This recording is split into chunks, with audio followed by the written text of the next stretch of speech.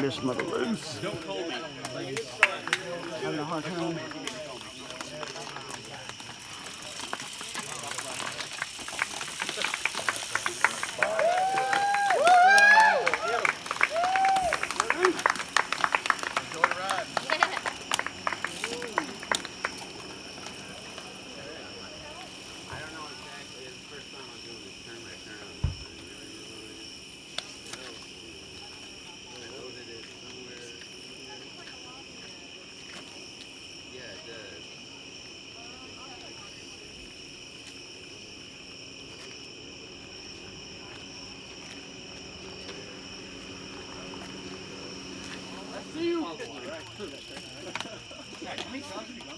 We all just need to start talking.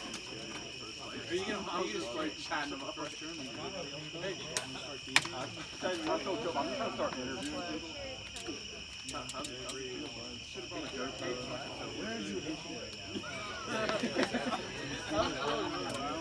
They are.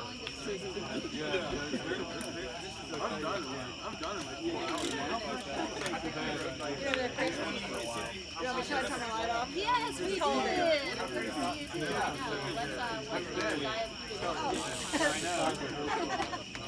Carmen, it says navigate to beginning. Say no. Don't ever do that. I'm going to look at that bottom. Y'all guys can make sure you got that. Surely. Yeah, you're good. Adrian, Taryn, I'm here. you here? Yes. Good, yeah, good. He's coming to say hi. Hey. Okay. Good to see you. Hey. And there was somebody else. Super floppy, man. I've been on night. Sam Pruitt. Sam. Sorry.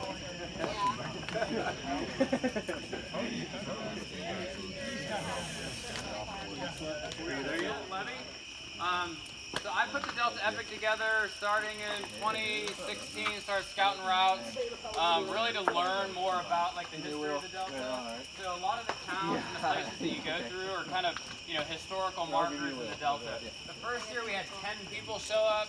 Last year there were 25, and this year we have 65. So thank you guys for helping grow this. 12 states represented. South Carolina, Oklahoma, Kansas, of course, all of our wonderful states in the southeast, Louisiana, Mississippi, Alabama, Georgia, Florida. Ohio is here in the house.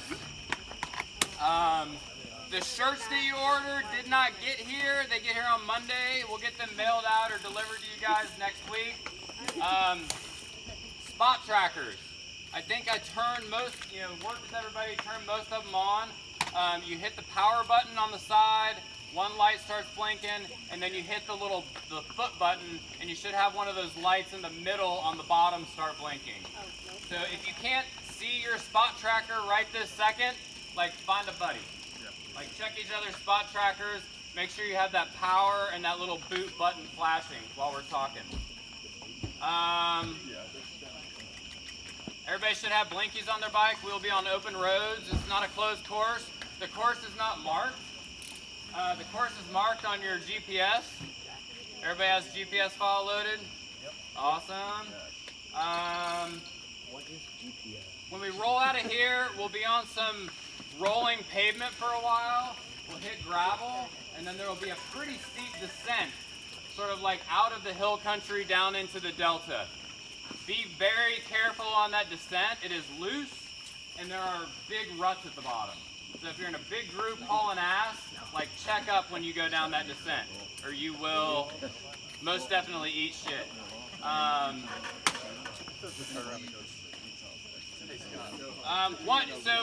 All the solo riders, typically, outside support or whatnot is not allowed. Given how hot it's going to be tomorrow, I put this in the notes that I sent out.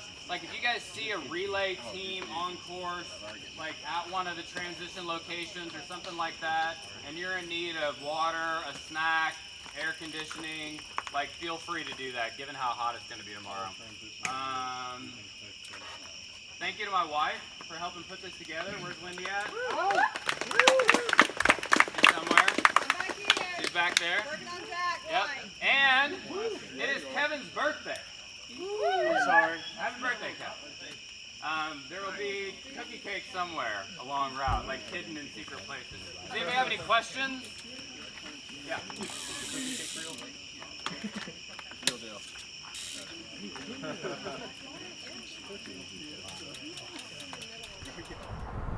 All right, we made it through the night.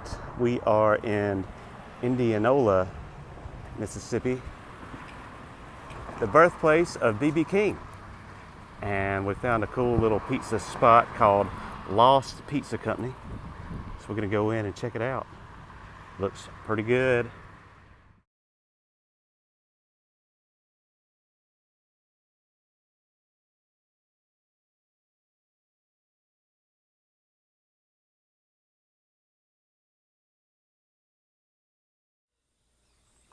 All right, it is early Sunday morning. It's been a long weekend. We're here at the finish line in Bentonia, Mississippi. It's the Blue Front Cafe, part of the Mississippi Delta Blues Trail. This is the finish line for the Super Delta 300-mile bike ride. Just waiting on John to show up, and we will make our way home.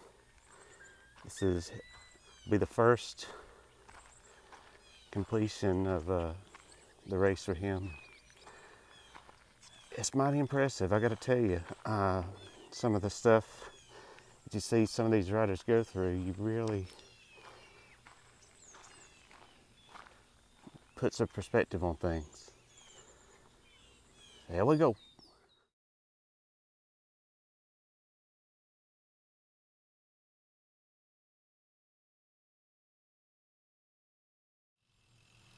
It's the finish line.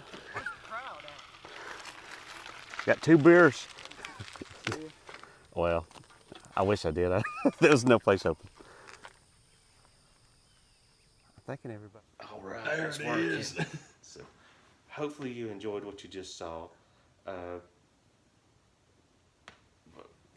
It'll make sense later. Yeah, for real, man. We'll get there. I'm Jared, by the way. I am Josh. It's good to be here. Thank you, brother.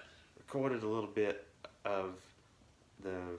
I didn't tell Josh the lead in. I should have told him That's that. cool. But about the whole went to a weekend in Mississippi, and was, I don't know what you would call my role, the pit crew that was luckily never called upon for my cousin who did the Super Delta bike ride through Mississippi, and went up and did that and videoed a little bit, and I'm going to splice it in front of this, and hopefully that'll make sense. And if you're one of the riders that did it, here's to you. Yeah, seriously. Says, I know that was a rough one, and so if you're looking to see some of that footage, hopefully you enjoy it. And I'm not the one to ask when it comes to telling you the specifics of who started it or what, but I believe this was the 4th year that they've done it. It's growing more and more every year, and it looks like a fun time on paper, but Theoretical fun time. I'm not much of a bike rider outside of the exercise bike that I keep. That, you know, even after about 15 to 20 minutes on that, I'm like, okay, I'm done. But this was a 300-mile bike ride through the Delta. That's where the name comes from. We headed out on Friday the 13th, thank Christ, and drove from West Georgia to Tunica, Mississippi, and got there and got settled in. And I'd always heard of the town Tunica because of the casinos that are up there. And I thought, well, we'll get up there. You go ride your back. I'm gonna bring home the bacon. And that's what that's what got me there. I was like, I'll go. It's a fun trip. Why not? Yeah, man. And got settled in, and it's part of the fun. I don't. It'll make some sense when you put some of the photos in from this. If you can even call it a hotel that we stayed at in Tunica, what a shithole. And that's the nicest way I know to put it. It was one of those kind of places that I think going to a place like Las Vegas spoils you when it comes to, it's a casino town, so there'll be all this other stuff that makes money off of the casino, so it'll be like, I don't know, a city. It wasn't. There was basically these crap hole casinos that if you went there, that's all you were going for, and people didn't leave. So it's not like there was other restaurants or other things you could go to if you. So long story short, I was expecting to get up there. We can go out to a Walmart and get stuff for the room. This is how you are in the boonies, is when you get to your hotel room that already looks kind of shady. The freaking swimming pool was fenced in because it was covered in grass and dirt. It's like growing in this thing. Oh, I look forward to that poo. Can't wait till you get a dip in that sugar. And it had this. You talk about some hella bad vibes coming from a room. That's the Royal Inn. Like the old Mississippi Murder Hotel, Mississippi Murder Motel. That's a good name for American Horror Story. You get checked into a hotel like that, and you get settled in, and you sit down and you Google, Walmart's near me. 20 miles. It's in the closest one. We are in the middle of nowhere. Well, we can't get you to a Walmart. How about a casino? Mm-hmm. Can I interest you in a casino? We got that. That's right, man. Yeah. So I was like, well, how about Target? Even worse. And 300 miles. Oh my God. They're like, what's that? What's a Target? I was just totally wrong when it comes to expecting it to. It'll be developed enough to go get something. There was a Dollar General, thank Christ, close enough. Because where is there not one? Yeah, it's proof positive that Dollar General's business model is fantastic. If you got a Dollar General and not a Hardee's, boy, it tells you all you need to know about Dollar General, man. Yeah. It's like, yeah. Buying low everywhere. Seriously. Eventually, somebody will come along and buy you out. Dollar General's in the local middle school parking lot. The Dollar General being there really paid off because it saved our lives. There's always that something that you get to the room and realize, I forgot this. Yep. I need it right now. So had one of those crises averted. For me, it's always the good paper. The good paper. Good paper. Everybody forgets phone charger, underwear, and good paper. Good paper. Those are the three things. The holy trinity of forgetful traveling.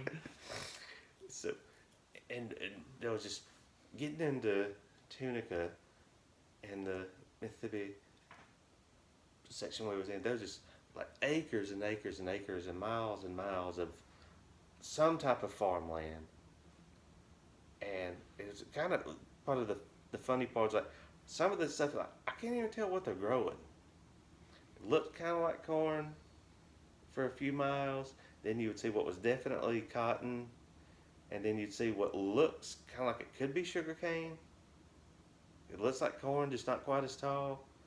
And then there would just be miles and miles of just scorched earth. like we'll hit reboot on this plot. It's the retcon farm. And it was just like, even like riding in a car through AC, you could just feel like, oh, it's hot out there. It's gonna be hot tonight. And we got in town, got checked into the Motel Hell, and the race started at midnight Friday night. So I said, luckily, you're not starting on Friday the 13th, or this could go wrong. We'd all be dead. This could take a turn. It was a state park up there, Lake something Dam. I forget the name of the actual, but it was one of those kind of deals where myself and John, it's kind of, there's always that kind of hiccup that gets thrown with Google Maps where it's like, okay, we made our way into the state park. We think we're at the right meetup spot. Like, well, actually, where we were at, where some people that do this race, like, this is the spot to drop your car off.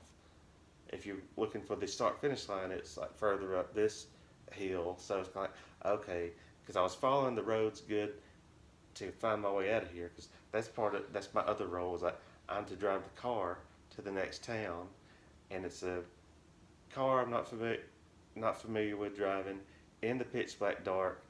So I'm like trying to make sure I know how to get out of here. And at this point, we realized we got to go up to another spot. I got so turned around, I was like, well, screw it. I'm just lost and never going to make it out of here. This is it for me. I live in Mississippi now. Bye bye. Bye bye. I'll just have to, learn how to survive up here. For real. But man, you get to the start finish line, and I didn't need to be around some of the racers to know that there's a little bit of a crazy side to these people. And then you get a group of them together, and you're like, oh yeah, they are hella crazy. Big old crazy side. Yeah. All right, cool. And it's but it's like when the tribe meets and you're not part of the tribe, it's kind of like, oh yeah, this is confirmed. Yeah, y'all do y'all's thing over there. I'm Yeah. good. Have at it. For real. And and I think that's because my suggestion for the next time is like, if it kills us, get into town a day early, just to adjust and prep and all that stuff. But I think for some people that wouldn't work, just because that's part of the psych up, is get in town, kill a few hours, and just go do it. Because it's like when you're already counting the minutes from when you wake up. Getting in town a day early ain't gonna be any benefit to doing the race. So I get why you don't want to do that, but at the same time, coming from West Georgia, that's a long ride. I mean, it's maybe it was like 4.5 once we finally got where we were going. But yeah, that's a long time to sit. I mean, I was wore out just from riding in a car. I didn't even do anything. So I was like, how in the world are you going to do all this tonight? So anyway, counting the minutes to midnight, and everybody takes off and goes and does their thing. And I just go back to the room and chill out. And I was following Google to get me out of the state park that we were in. And it's part of the crazy side of some of these racers that we're just like, what are these people doing? Because I wanted to like put a sign on. I'm not used to driving this. It was a big Jeep Rubicon, which is like a tank, and I'm not used to driving it. It's pitch black dark, and I'm on roads that I'm not familiar with. I'm in a town I've never been in. Please don't pull out in front of me. And so I'm following the GPS to get me back out. There was a main highway, essentially, where we pulled off and met at the dam up here. Well, apparently there was another road that loops back out to still the main highway that I was on, didn't know I was on, but was piecing it together. So anyway, I was just certain that, well, they went off, they started the race, they're going to go this way, I'm going to go that way, and I'll see you in the morning. The twain shall meet. I'm in the dark. The race is probably, if they're even 10 minutes into it, and I'm like riding down this road, and I could see like the flashing lights coming off of the helmets and bikes, and I'm like, and literally there's two guys in the race that I like slam on the brakes, they pull out right in front of me, and they pull out like I could just stop that car if I have to. I'm like, y'all are 10 minutes in the second, I almost killed you. Almost killed two of you. Because there was two in front and two behind that came where like this part of the course just merges onto this road. I'm like, y'all are. Anyway, that's the crazy side of some of these people. Like, I ain't gonna break my stride. So I'm riding behind them. I'm kind of thinking like, okay, and it's like a tiny road. They're just gonna move over and let me go. That didn't happen. And so now I'm contemplating like, am I gonna have to kill these guys? Am I gonna have to kill them? Because I'm just trying to get back to this terrible hotel experience that I have waiting on me. I can't wait. I can't wait. So, I didn't check the times. I guess by the time I get back to the hotel, it's probably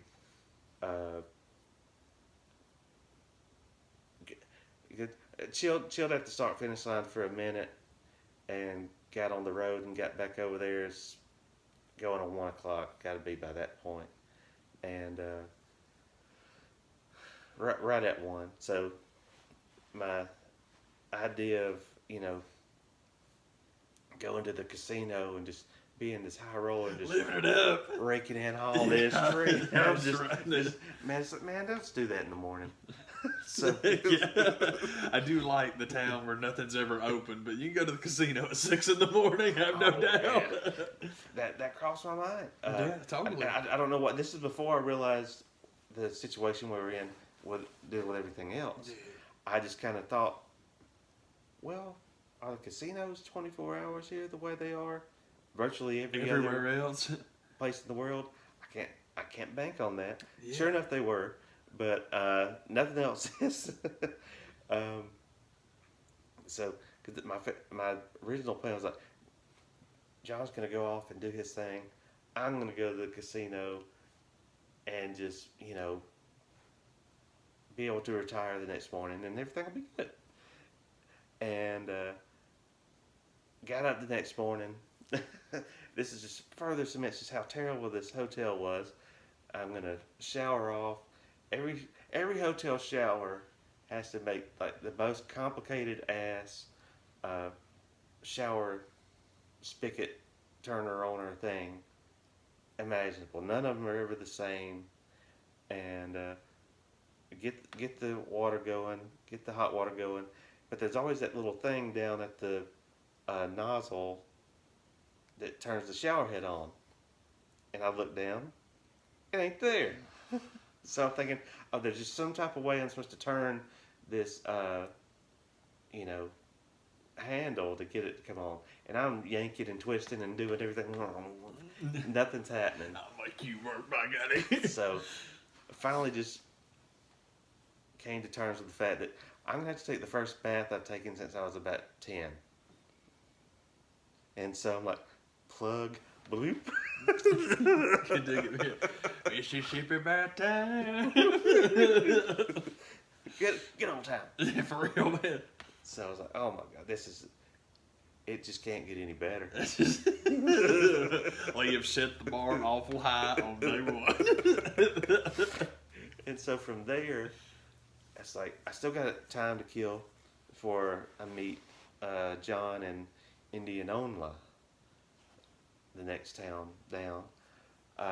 Curiosity got the best of me. He's like, I gotta go see what's up with these casinos, because it's weird. Like you get in Tunica, there's that main strip, and you have all these signs pointing to the casinos, but it feels like still off a ways. so it's kind of, what's up with that? I didn't get that. But I thought, in driving over there, I was like, oh, that's why it's kind of bare bones on this highway. Because I bet you're gonna get over into those casinos. It's gonna be like we want you to stay at this resort, so that's where all the food courts are, and all the shopping is, and you just stay here, and that's not how it was set up either. No, it was pretty barren over there because I went to the Fitz, I think it's short for Fitzgerald Hotel Casino, just because that was, of the ones that I Googled, that was the only thing that had remotely any type of shows or music acts that go there. That's the one Wayne Newton was at. Every time, it was very, very, very easy to make my decision. And I think comedian Bruce is going to be there. Oh Lord, yes. Of course. Yes, yes. The next weekend, not the weekend we were there. Of course. So I was like, that's the one I decided to go to, and I got in there, and my other reason for going to the casino was, okay, I woke up, knew I was going to be hungry, and I'm like, man, you think casino, you think they're going to have a good buffet breakfast. So I'm going to, answer a lot of the curiosity questions that people at work will have about the casinos. Like, how were they? Did you win anything? No and no. And I'll get some food, and I'll be good to go for the next town. And I didn't get either one of those because, maybe it was on the hotel side, because you have it was weird. There's casino parking lot here, hotel parking lot over here, but you would think if there was anything like that, there would be some sign pointing you toward it, and I didn't see it. The closest thing I saw to any type of food in there was a little newsstand, chips and 20-ounce drink stand. Guess what time it opened? and it was not that time yet. Oh Lord. It was I think it opened at 10, and I would have had to wait 10 more minutes to get anything. I'm not going to wait 10 minutes to buy some crap that I don't want in the first place. I want some actual food, and not just some Cheetos and Dr. Pepper. But the casino was just horrid. It looked like a big convention room in a hotel with rows and rows of slots in it, and you're kind of like, yeah, I expected there to be slot machines. I expected it to be the majority of it. It was it felt like there's nothing else in here. So it's like the gas station slot machines, just in a bigger room. Yeah, same people parked in front of them too. Seriously, man, that's messed up. There was a sports book. Oh my! That basically just meant we got some slots in the back to have college game day on to watch. Has a little football sticker on it. Probably, I think it was we've got some iPads that you can hook it to the FanDuel. Oh, fantastic! That's the sports book. That's the good stuff, baby. But I was looking around.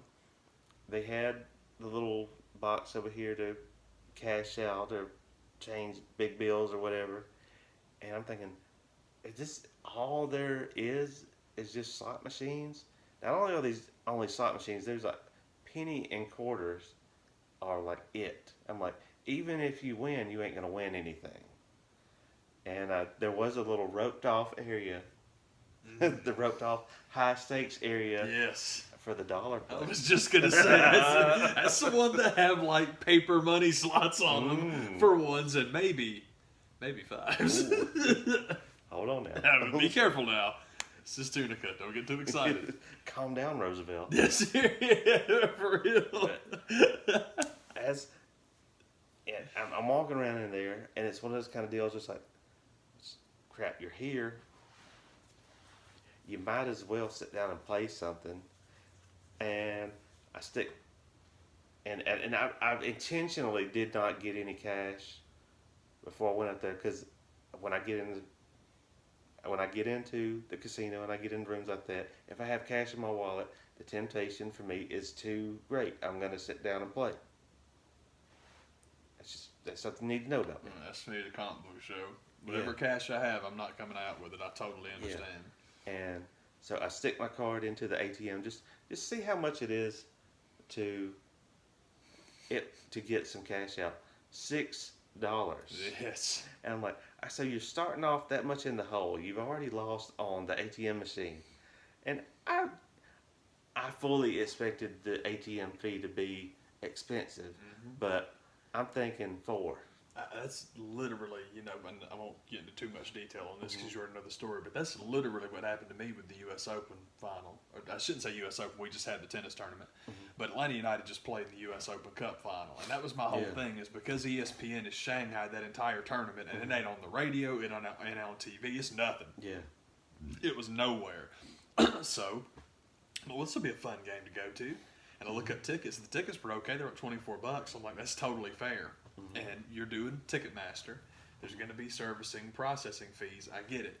But please understand, when you buy a ticket from Atlanta United, if paper is an option, I have yet to find what that is. Yeah. It literally just goes in your phone and you scan it, and that's all. Okay, so what that means is no paper, no mailing, no will call. I'm okay with all these things. However, when my ticket price goes from $24 to $42, at $18 worth of processing on it for nothing, because it's literally just a digital code that says, this guy can come in. I had the same reaction. I'm like, screw this, man. Yeah, man. So I get it. Like, okay, you want to charge people stuff like that just to get some cash out, but I'm like, there is a limit that I'll. Yeah. I was expecting ridiculousness. Yeah. But I can't abide this. It wasn't like, shoe show prices where it's going to charge you like $20 to get out 20. Yeah, for real, man. Something like that, but something a little bit more reasonable. Like, once you get over that $5 bill mark, oh yeah, I'm like, now you just seeing what you can steal. But like your casino, you're gonna make money anyway. Well, you got to make money off the ATM too. You're paying it out in quarters. You're not going to lose much. So yeah, man. So, but as I was leaving, I did see there was a set of like 4 tables up at the front where there was a lady dealing like the sorriest blackjack experience that looks like anybody ever had. Just did not hold a candle to anything I saw in Vegas, which I didn't expect it to. I just thought it would be better, a little bit better than that. The gap was more than you were expecting. Oh yeah, I got you. I got you, man. And maybe at that point I was just like that hungry to the point where I was like, anything. I was like, just get out of my way. I'm getting out of here. I hate this state. And it was at this point that I'm like, well, F it. Just tell me where that next Walmart is. I can go ahead and be getting some stuff for the room tonight. And then I head out on the highway, going to that, and wasn't really paying attention to where the Walmart just how far was. I got just you. distance. Yeah. And something, I'm heading down the highway, and luckily, not by any studying that I did, just straight dumbass luck. Luckily, because it did cross my mind after being on this road for so many minutes, like, I sure hope this is going in the right direction of the next town I need to be in to meet up with John in just a few hours. Maybe I should have looked into that. But I was like, I'll deal with that once I get to this Walmart. Because surely it's just right down the road. Walmart's a calling. I'll figure the rest out later. Because I thought, I'll get to the Walmart, I'll get that situated, and if it does mean I have to backtrack, it's just 20 minutes down the road. But it's kind of like going, it just feels like, man, I'm heading toward this Walmart. I don't feel like I'm really getting anywhere. And there's this one particular highway I turned off onto to where I'm like, this isn't right. I'm not going to this. Because this next highway I'm turning onto, I'm like, man, this is going to lead me up to further down to, it felt like an on-ramp to another highway. And then I finally look at the address, and I was like going to end up in freaking Arkansas. Oh, Lord. It's like, this isn't Bentonville, the original, am I? Yes, so I'll make that trip. Yeah, come on down to the real Walmart. So I was like, man, F this real quick. And so basically, like at that point, I'm just like, just tell me the next town I got to be at to meet up with John. And luckily, it was in the same direction, same road, and just like more nothing to drive through in Mississippi to get to Indianola. And the cool thing about Indianola is that's the birthplace of B.B. King. Yeah, man. And I got into that town, and that was part of the selling point that John sold me on agreeing to do this. Is like, we're going to be following this trail. It's going to be through the Delta. It's like the Delta Blues Trail. You're going to get to see all the stuff that you don't get to see unless you're on the bike ride. Oh, man. And then there's the B.B. King Museum. Like that. He's like, that was a big selling point to get me to do it. But then when you start timing in, like, I gotta be at this town at this time, meet up with John to check in at this time. But the museum is here, they're open from this time to that time. So, like, yeah, I could go by there, but I would have a grand whole hour to look around and enjoy it. I'm like, it just can't work. So then you start to think, okay, so now Saturday's burned as well. And so I'm like, well, I'll do that Sunday. They don't open till 12. I got to meet John at 8 in the morning. That's not going to work either. That's So messed up, man. it was one like messed up scenario after another. But the other thing is, like, at this point, the race started at 12. I'm going to meet John in Indianola at 2. At this point, it is like blazing. It's way too hot to be out riding.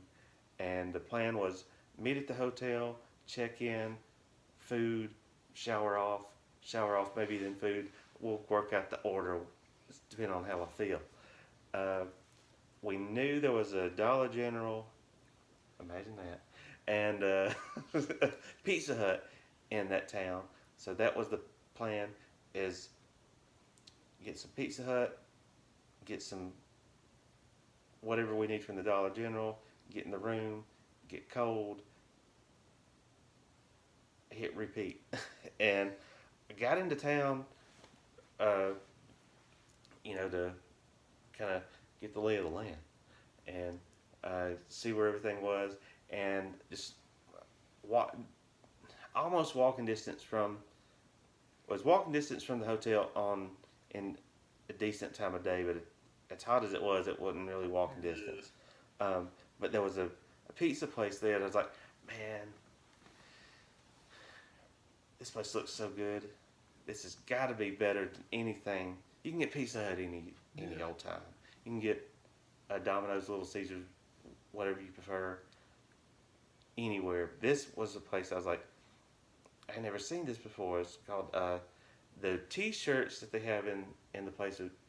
I think some of them still say the Lost Dog Pizza Company, but I think now it goes by the Lost Pizza Company, as in get lost in the Delta phrase. And got in there. Everything was kind of B.B. King kind of themed. The big catch, John, the plan was he's going to get into Indianola at 2, and for some crazy reason, more Mississippi back in time kind of stuff that I'm not used to living around here, at a pizza place to make money where we live. This is football season. At the latest, you're going to open at 11 on a Saturday. This place, it didn't open till 3, so it's like, uh-oh. But I think John got a little bit delayed just because it's so hot. He had to take a break in the shade. So I got into town, and I told him, and I was trying to not text him very much while he was on the course, Just courtesy. Yeah, he's got enough going on to look at. Yeah. I just didn't realize how much stuff people have on the bikes as far as like GPS, flashing light, button in case I pass out and have to call paramedics on the back, stuff like that. So I figured one less thing to have to worry with. And but anyway, that was the hiccup where it's like, gonna get into town. I got a better pizza spot gonna have to wait a little bit before we eat. So I was like, fine, whatever. But I think he ended up being a little bit delayed getting into town. So that all kind of worked out. I was like, well, that means I get to shower off first. So that's situated. It totally That's worked out. So got all that done, and as we're checking in, met up with one of the other guys on the ride, and I think everybody had that same kind of plan. Like, yeah, we're gonna get in here, gonna get rested up, gonna get fed, and as soon as this sun goes down, we're gonna start back again because it's just way too hot to be doing this. Nobody should be out doing this right now. And like, yeah, man, that's a good plan. And everybody forgets those real good plans real quick because like John gets in, we get checked in. I'm sent on my mission to go get food and drink, and I think couldn't have been more than 40 minutes. I was gone from the hotel. By the time I get back, the lady at the front desk like, y'all know that guy y'all was just talking to? He's already gone back out there. It's like, man, he's gonna die. He's just gonna die. And because me and the lady behind the front desk, we were on the same kind of wavelength. Like, these people kind of crazy. We're trying to keep them from killing themselves because if it wasn't for us, they'd be dead. They'd all be gone. They'd just be They're gone. all gone. They're all gone. They're dying now. So got all that going, and the pizza I ordered, it was the Lucille, which is basically chicken bacon ranch pizza that for some reason, because basically I wanted all of them. There wasn't anything on their menu that I did not want to try, but I'm like, I'm kind of short on time. So, but for some reason, on the menu it was like chicken this, that, another thing on the pizza, and I thought the ranch was going to be like a dipping sauce that came with it, but the ranch was like sauce in place of marinara, which I usually do not like, but good God, they got this right, and it worked, and it was good. One of the things that made it kind of go was instead of, okay, so you're going to have ranch take the place of the marinara, well, we're going to still give you some sliced tomato on top. Yeah, man. To kind of, get that pizza flavor still in there. I'm like, that worked. There's a pizza place in town that we live in that does a pizza like that I think they could go get some lessons and make it better. But yeah, it was a cool little spot, and I was just certain that I had found an original, one of a kind pizza place. We have to get it here. Can't get this anywhere else. And we head out on the highway again today, and you can see the little up on the next exit, this place and that place, and then I saw a logo that said Lost Pizza. I'm like, well, maybe it wasn't as original as I thought. Nonetheless, there can't be very many of them. Still good. I guess it's kind of like back in the day, and still a little bit into Alabama, there was a place called Mellow Mushroom that, it was big enough to call it a chain, but they're not nationwide or not even in the southeast. It's just 3-4 towns connected. I miss our Mellow Mushroom. I mean, it's expensive as crap, but you expect it. I love that place. I think there's one left. I think the one in Dallas is still there, and I think it's the only one. There's when I say into Alabama, there's one you got to go to Anniston to get it. Oh, okay, but it's there, so that's good. It's gettable, but Christ Almighty, you better just. That can't be that. You can't go that far in Alabama and that be it. You got to go do some other stuff. Yeah. And the Little Caesars pizza. It tastes like a $5 pizza. So yeah, Little Caesars is surprisingly good for what it costs. I can't believe they didn't run their price up. Mm-hmm. But it's like Tombstone. I love Tombstone, but if I ain't feeling like cooking, I'll pop into Little Caesars. It'll be fun. We'll rank our pizza chains. That's fun because I love them. I mean, for what this pizza costs, maybe you could put it on in the expensive end, but I feel like you've got well, a good return Yeah. on flavor But if I and go, good stuff when it comes to based on what like some other places give you. yeah, I can dig that because like mellow mushroom was expensive, but I don't care because of what it was. I don't Yeah. expect it to cost the same thing as Pizza Hut or Domino's. That's not it. It's the reason that Johnny's makes no sense to me at all. See, Little Caesars, they charge you the price of frozen pizza, CC's and I and don't buffet care. shit, man. But at least CC's is cheap. Yeah, Johnny's is like $23 for a pie, and it sucks. I'm like, I've never understood Johnny's because it's I was like, thinking of something else. yeah, I can dig it. All the cheap places I'm okay with.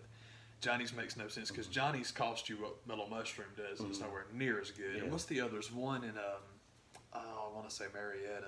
It's called I think Blue Moon. Yeah, Blue Moon. Blue was Moon's very good. fantastic. I completely agree. Yeah. So I don't mind. It's like exactly like you're talking Yeah. about, man. I think if I had gone to that place and got the bill, I'm exactly where you would. Yeah. It's like this is great. It's what you expect. I was like, when it was less than 20, Yeah. but more than like 15. I'm like, hey, That's okay. That's where that's the goalpost I was going for. I completely agree. That's Yeah. exactly where I'm at, man. And man, the other thing, and I don't want to use the word regret, but I do kind of wish like I would have just thrown them in the order, just because they're not really my jam. But when you're in another town, I feel like eating the local stuff. I did not realize how big tamales were on the Delta, but that's like their thing.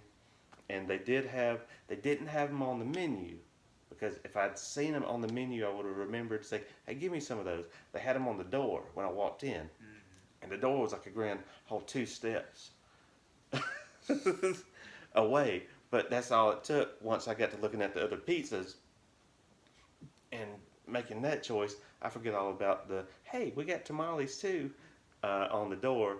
But when it wasn't on like the breakdown of like all the stuff you can order, I forgot about it. And by the time it dawned on me to go add it, I was just like concerned with like, I gotta get this food back to the room so I can, John can eat and I can try to talk him into ending this race. But I had an agenda, and the time was of the I had essence. goals, I had things to accomplish. So got the pizza, got Cokes back, and everything was good. And then sun went down, and it started everything over again. And from there, I think John left the room again. It was like 8:30 ish, and got back out there, and that's when it's kind of dawning on me like, yeah. It says the next town I got to meet you in is Benonia, and you're expecting on getting there at 7, so that means I got to get up at like 4, because I'm looking at this point. I'm like googling like, okay, I'm an hour and 7 minutes away, and you're expecting I'm getting there. What at this? I think he was thinking he could possibly get there at 5, and I was like, could you just not do that? But do you have to leave as soon as the sun goes down? Could you just not? So it was one of those kind of trips where it's like, it was one thing after another, like, oh, and that's when I found out it was at this morning as we're recording this, when I woke up super hella early, and like, I'm gonna get up, I'll be up, I'll get showered off, and once I do get to that point of the wake up process, there's no going back to bed for me. But it was at that point where I'm showered off, checked out of the hotel, car's loaded up. All I wanted to do is I'm gonna get over to that Walmart, I'm gonna get a coffee, I'm gonna get a water, then I'm on to the next town. It was at that point that I realized, as I'm pulling into the Walmart parking lot, I was like, oh, this is roomy. A lot of parking spots available. I guess everybody just had a late night. Oh well. This door ain't open as I walk up to it. It's like, they don't open till 6. They're not 24 hours. Like they are everywhere else I've been, every other town. It's like going to Mississippi. It is like going back in time. And so that was another little bit of a curveball that got thrown, and just wasn't expecting that. And even still, I'm like, okay, that's not the end of the world. I do not want to wait. Don't have time to wait for the place to open because at this point I'm checked out of the room. I can't go back there. At the very least, I just need to start getting my way to the next town so I can be working towards something as opposed to just sitting here and sitting. So further down the road, and it's like, I guess 40, 45 minutes away, that's where I found the Walmart that I could, okay, now I can wait the 10 minutes for them to open. Because at this point, it's like, okay, they'll be open in just a few more minutes, and I can get your precious coffee, and your water, and send you on. Because that was my other deal where we're going to meet in Bennonia, and the finish line is the Blue Front Cafe, where in my mind, this fantasy I had created was, when I Googled Blue Front Cafe, it had operation hours. Like, oh, they're going to be serving. That's why this is the finish line. Yes, they have to have food and stuff there. None of that. And it was like less than nothing happening in this town. It, honest to God, looked like a movie set. And that there was like this old storefront and the post office and sheriff's department, and right next to the sheriff's department, it's like what back in the day up top would have been a jail that you could see. There wasn't nothing but like nothing behind that wall. It looked like it had like fallen in, like it looked like a false front for a movie set. Is the best way I can describe it.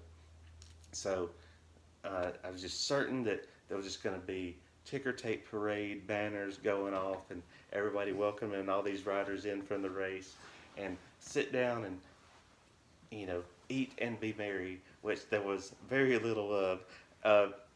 Shout there was out. No merriment. There was no eating.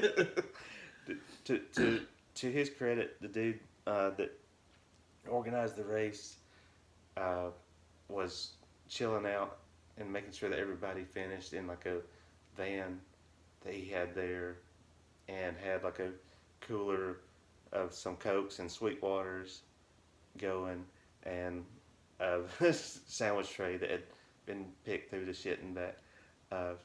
But there was still a lot of guys left to finish. So I was like, man, somebody's have to make another Walmart run, brother. And that's going to take you 40 minutes. Yeah, seriously. Back that away. As I know the closest one to here, and it ain't close. There you go. Get there before it's closed. That's right. Yeah, be careful. Mind the time. So, John showed up, got finished, and got back on the road. But it was just one of those kind of weekends where it was like, learned a lot of what not to do. It's like, and so like, man, if there's any way to have like hotels and like multiple names to where, but that's easier said than done. You just have to kind of coordinate with somebody else a lot better to, and definitely know who's going to be there and can go. Because if something happened, I couldn't be there. Like, what good does it have to have it in multiple names if you can't check in? Anyway, so it's just a learning weekend to try to figure out what to do and what not to do when it comes to a 300-mile bike race. That there's something about dudes in my family where you on paper, that to me that just sounds impossible, and to see and be around somebody that can actually do it, it was just one of those kind of weekends like, man, this is just awesome. So as crazy as I make some of these people sound, it is kind of neat, to know that I know somebody that can do that. Yeah, no kidding, man. So I don't see myself doing it anytime soon. Saying it's crazy doesn't mean that's not a diss, man. Yeah. It means it's unrelatable, and I don't know how people do it. Mhm. But it don't mean I ain't impressed that you can do it. I totally feel that. I got Yeah. you, man. Don't mean to, I don't know, just try to discredit. No, shoot, no. That's crazy is an exclamation point. Mhm. It's like, holy crap. Yeah. So, if anybody happens to see this that was in the race, I mean, Yeah. here's to you. No kidding, man. Seriously. It was a fun weekend, and Especially if you're that dude that checked into his hotel room and was like, hey, you know what the hell with this? I got to get You back know what? out there. That's impressive, man. yeah, man, 'cause that's to me. I think, and I was me and old lady at the counter. I was like, I'm gonna try to talk him out of doing this, but anyway, it's not gonna work. But that's kind of the long and short of how I told it to her, because I really didn't have time to stop and talk because I'm holding Cokes and pizza. Like, I gotta go. But that's the best way I could explain it to her. I said, there's a lot of these guys, and I,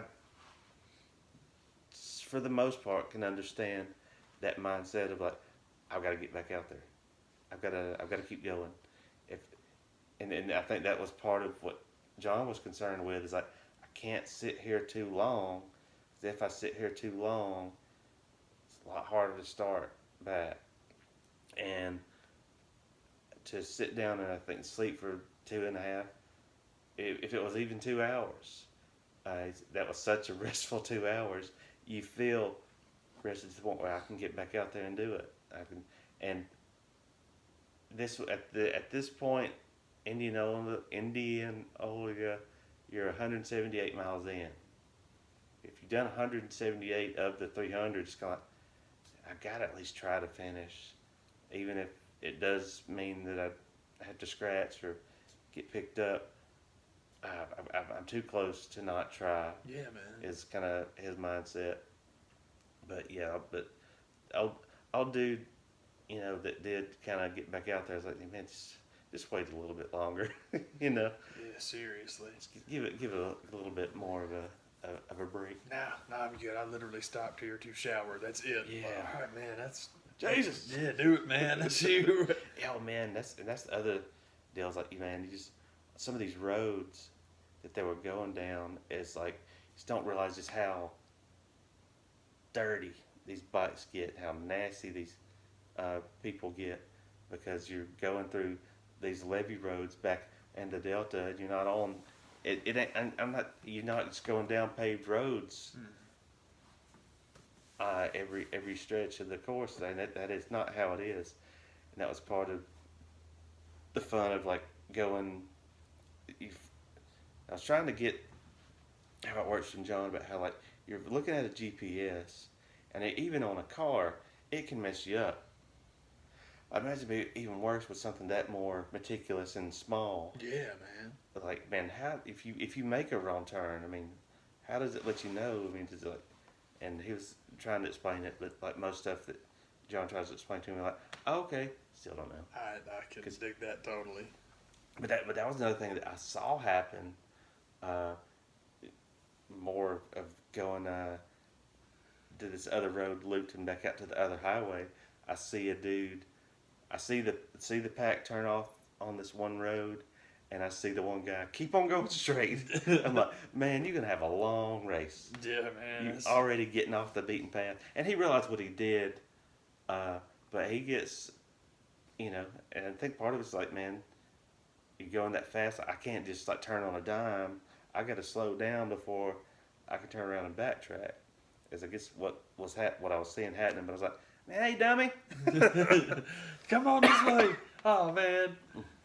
But he was on like a lot of these levee roads, going back, and it's deep, and this is pitch black dark, and you're going along, and he could tell you these stories a lot better, where like and some of these things that I would never have thought of to have with me, but apparently it's happened, and riders need to know to have this.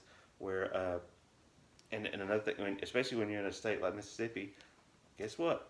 Not many leash laws, if there are at all, and you're riding along, and you're just used to dogs coming up on you and having essentially pepper spray. I think it's called dog spray. And luckily John didn't have to use it, but he had it on his bike, and I reached for it. I didn't have to use it, but stuff like that comes up that I never would have thought of. Just being going along and a lot of those roads in that part of the country. I mean, from one week to the next, you never know what storm's going to wash up what. So you're going along and you're hitting potholes, you're hitting limbs that fell, and on a bike like that and a seat with a chamois, you're going to feel it. And he's like, with every bump that you hit. So yeah, it's just, and then, but anyway, there's all these crossroads, and you hear the song going down to the crossroads. That was part of what was on the Mississippi Blues Trail, is that, that's the legend of one of those crossroads down in there is where Robert Johnson supposedly sold his soul. And John had posted, I couldn't find where he had posted it. Maybe he posted it and, took it down. For some people that might not get the joke, it's like he posted a photo of a crossroad and said that he was wagering what he could get for his soul. Yeah, right. To get this. Robert had a point. Yeah.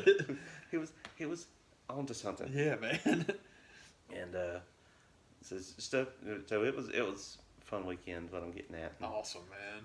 It's one of those kind of things. I tried to. We got home, got back to Waco, got into John's place, and that's like the first thing I shouted. His wife's like, "You're doing the next one." Yeah, for real. See how you like it. But I think they thought I was starting a bitch fest, but I was joking and trying to make light of it. But there was a few things like, yeah, I want to do this, I want to do that. Couldn't, had to wait for John. You know how that goes. Can't do it without John. Yeah, It's no good.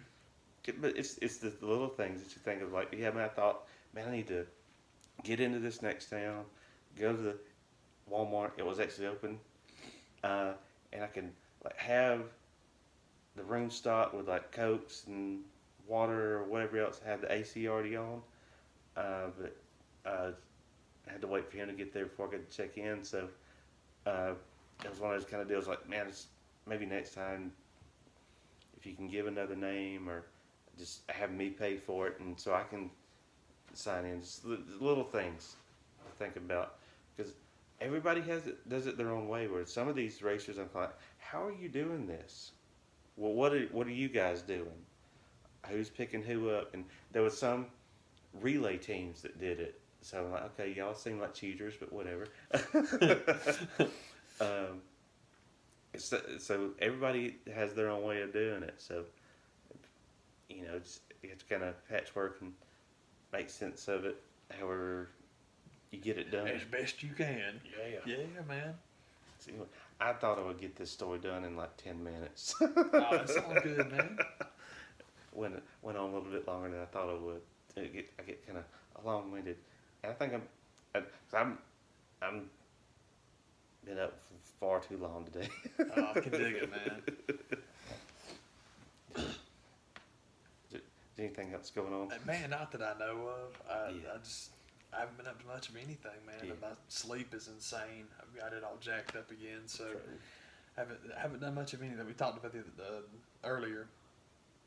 Yeah, the Braves and United make the playoffs the same day. That was cool because, sorry, United hosted Columbus and they beat the crap out of us, but the math fell the correct way, so we got in the playoff anyway. All good, no problem. Falcons won today. That was nice. Oh, heck yeah. It's been a good. It's silly, but I mean the Tech loss was brutal. That was unbelievable that you lose to the Citadel. But again, it's just going to be. And to be fair, I shouldn't even say to be fair, because I know what they're doing.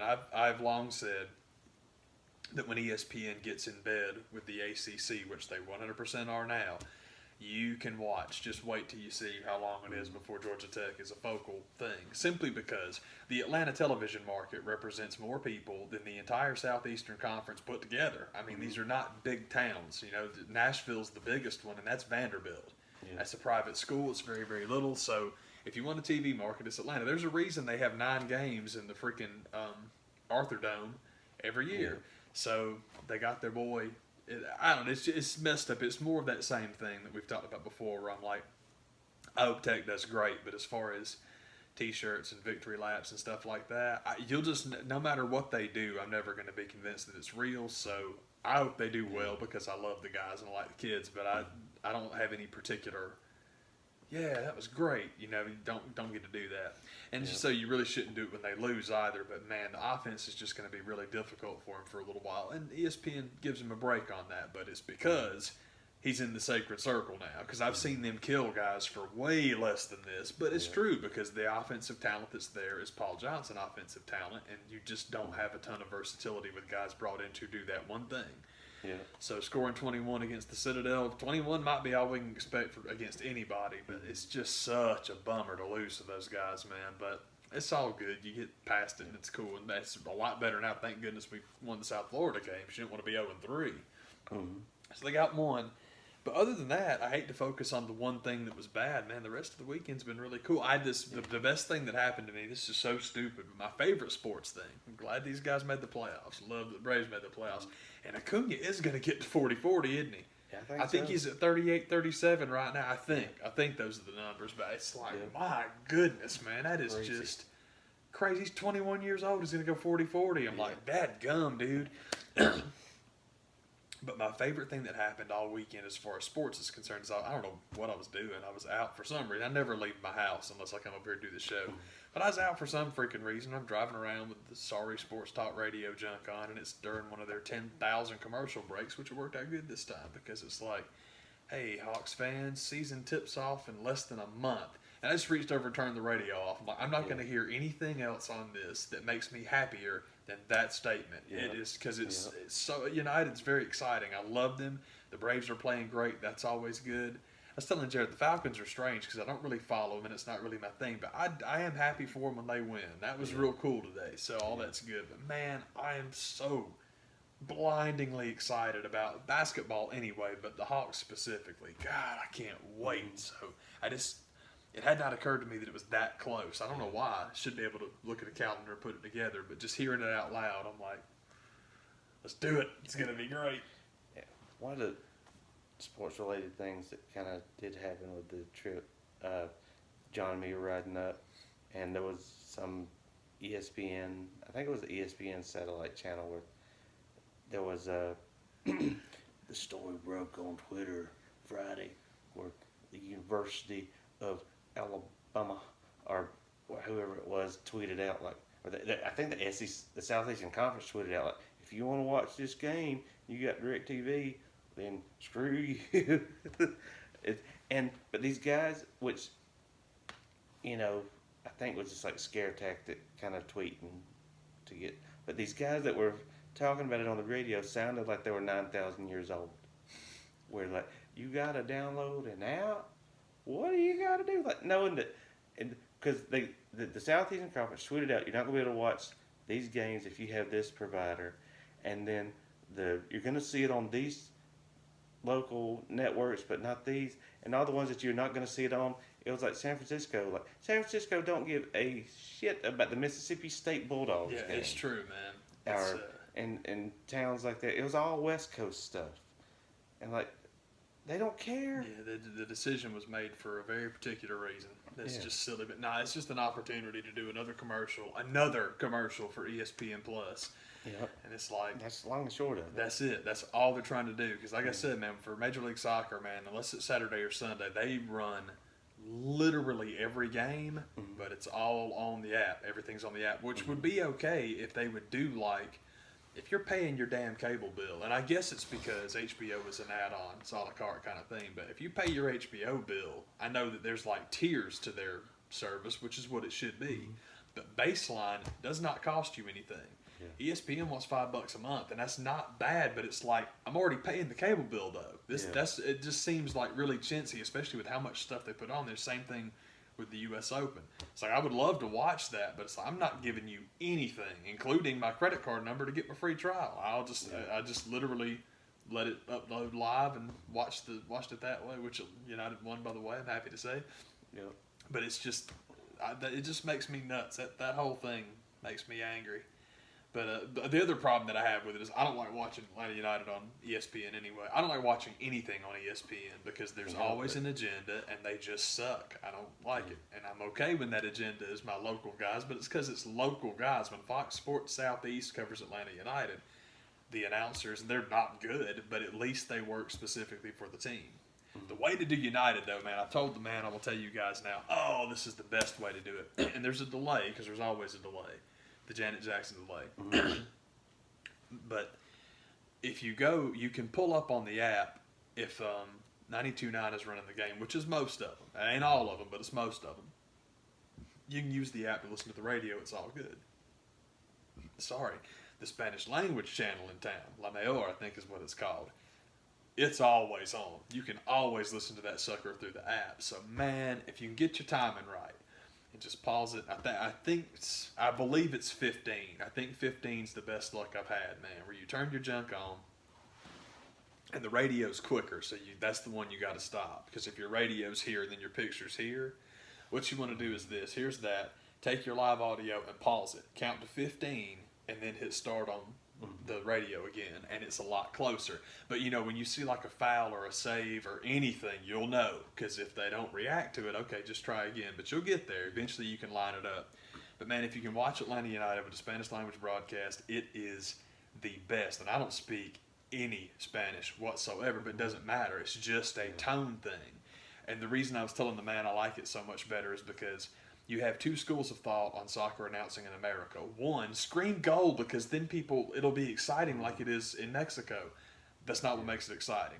And the second thing is, if you're the XMLS jock and you're doing the color analysis, just be like Alexi Lalas. Run everybody down and be just a little bit too cool to be doing this job. I mean, I don't know why I'm doing this.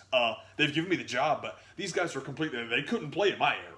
These guys, they couldn't play in my era. That's it. Harks was like that. Lawless perfected it. Taylor Twellman does it now. It's literally the playbook that they tell guys that cover Major League Soccer. The reason trying to scream goal and be exciting like when or Mexican broadcasters do it, the reason that doesn't work is because whether you understand what they're saying or not, the thing about sports announcing, particularly soccer announcing in Mexico, is you have people that have grown up with the game and absolutely and completely understand the subtlety of it and can tell you. It's just like watching the Braves announcers, baseball announcers in general. Now, national baseball announcers are bad, just like national everything is bad. But, man, you get someone that works for a team and they really understand the subtleties and they'll freak out about little things. They do that in soccer too. Whether you understand the language or not, it's tone and it's the interaction between the two of them, and it's really exciting. And it's little nothing stuff. Like, well, dang, that's cool. And then when they do score, they go crazy. The one thing that'll mess you up, though, listening to the Spanish language broadcast, is you cannot tell with them yelling goal. That doesn't necessarily mean the home team did it. They do it every time, and it's like, okay, so if we're at home and they're yelling goal and there's no noise in the background, crap, we're down 1-0. But it's very exciting to do it that way. I love it because I do absolutely hate commentary of all kinds. But it's fun getting someone that's excited and really into it. I shouldn't say of all kinds because I'm going to tell you this real quick and then I will leave it be. I have never been a Chip Carey person. He's never really been my guy until this season. That guy, and maybe I'm wrong, maybe he's just doing a really good job, but it just seems incredibly sincere. That guy seems like he is having the best year of his life covering this specific Braves team. And him and Tommy are very good together. Yeah. They're very, very good together because Glavine was always a player that I like. How could you not? And he got that job, and it's like, right on, because I love, we talk all the time, man. That whole crew was fantastic. Ernie was great, Skip was great, Pete Van Wieren was absolutely untouchable. Yeah. I was always a big Don Sutton guy, too. Yeah. I love him. So it's like, yeah, man, but just because they were both pitchers, I'm like, yeah, let's see what Glavine's got. And he's good. He's really good. We were talking the other day, it was so awesome. It was just a really cool way for him to do it. He was giving the rundown of the pitching matchups coming up over the weekend. And I don't remember who all it was. And he's doing the Tom Glavine thing, and it's all good. And he gets to Max Scherzer, and he's like, it's going to be, I don't remember who we had going, man, but it's going to be like, Keuchel and Scherzer. Thank you. Let's go Keuchel. Thank you, man. It's like, and then Sunday we got Keuchel and Scherzer, and he said it like that, and then just immediately he's like, "Woo!" All the Boston came out of me there. It was really funny because I forgot that's where he was from. But when he like totally dropped his R, and he's like Max Scherzer, and like, woo! It all came out one time. It was all good for you, man. It sneaks up. Yeah, for real, man. Sometimes I forget. 2 years in. But yeah, Chip Carey seems to be having a blast this year. It has been so much fun listening to him all year, man. Past couple of seasons, I've always liked Chip just because the connection to his dad. Yeah. He got shackled with Joe so often. It's like, y'all make me work with this old man prick. Yeah, it's kind of the same thing where if you got the job because you're Skip Carey's kid, you're going to get Joe Simpson because it was Skip and Joe and Pete and Don. That was the tag teams. That's why I freaked out earlier about Pete Van. Pete Van Wieren and Don Sutton were my guys.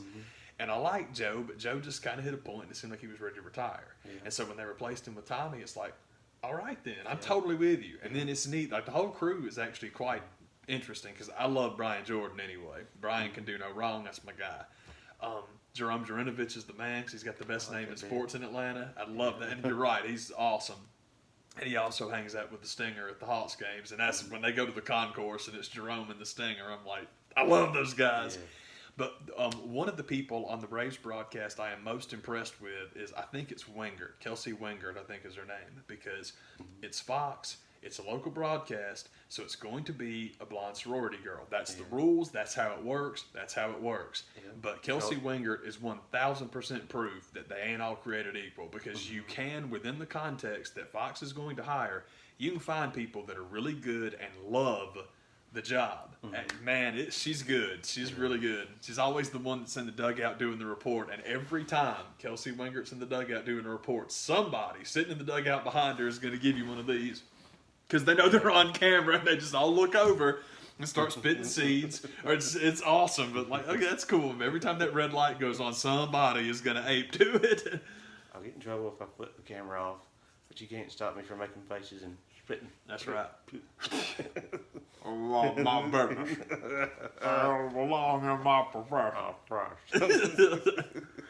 Anyway, got way sidetracked, but that's about it. Just wake up late and get caught up on what's going on. Like, I should have taped Dallas, Washington today because the Dallas Cowboys are fascinating to me and that I don't particularly care if they win or lose, but they're good entertainment. The Cowboys are what the league wishes the Patriots could be, but they're not. Patriots are just this big, dopey, crony thing. As long as because the difference being that right now the Patriots are fun to hate because they win all the time. But if the Patriots lose, no one cares. Dallas could lose 16 games and they're going to be this. Every sport's got a team like that. I think every sport has a team like that. Of the 4 major ones in the country, see if we agree. It's Dallas definitely in the NFL. It's the Yankees in baseball. It's the Lakers in basketball. What about the Knicks? No, it's the Lakers. It's not the Celtics. It's not the Knicks. It's not the Bulls. It is the Lakers. It's even close. I completely agree, and it's one of those things that it's why one of the things that makes basketball so odd is that that's the West Coast sport. That's the one where all of the energy and the money is radiating from the West Coast. Just like the economy of the country that we don't like to talk about, but it's true. Like freaking what is it? I'm pretty sure it's the entire state, but it's based primarily on Silicon Valley. The state of California has the 5th largest economy on the planet. California, it's number 5 by itself. It's the thing me and a couple of buds of mine talk about. Well, if California wants to secede, we should just let them go on with their own country. You don't want that. You don't want that. It's the 5th biggest economy in the world. So basically, to be blunt, when you go to Mississippi and you see how desolate it is and you understand that, well, we've got to have the low taxes because we're a red state. Well, you can thank Silicon Valley for propping you up and keeping you alive because the taxes out there trickle down to you. That's how that works. Blue states pay for red states. Anyway, I got way sidetracked, and that's silly. But I have one more, and I don't remember who it was supposed to be. It's the team that everybody loves to hate. We got the Yankees. I guess those 3 are really the only ones you need. But anyway, Lakers, Cowboys, Yankees. That's it. Yep. That's it, man. That's what's up. That's what's up. Man, less than a month away for basketball season starting. I can't wait. That's part of the fun of baseball playoff times. Like, oh yeah, here we go. It's cool. I get baseball playoffs and MLS playoffs taking shape. I love because it's all math and it's very fun when it's just. I love that. It is literally my former used to love college football. Had a bad breakup. Got nothing to do with it anymore because with college football, it is literally just what does ESPN want to see, and it's always been that way as far as what's going to be best for the TV networks. It's just now you can take the S off because it's one, and it's ridiculous. But in every other sport where there's an actual playoff, you have to win your way in. But man, when it comes down to something like the pennant race, when it comes down to something like positioning and seeding and stuff like that, it really matters. That's it's too exciting, man. It's the best. That's what's up. Yeah, man. Heck yeah. That was WPP tonight. Go watch it. That's our review.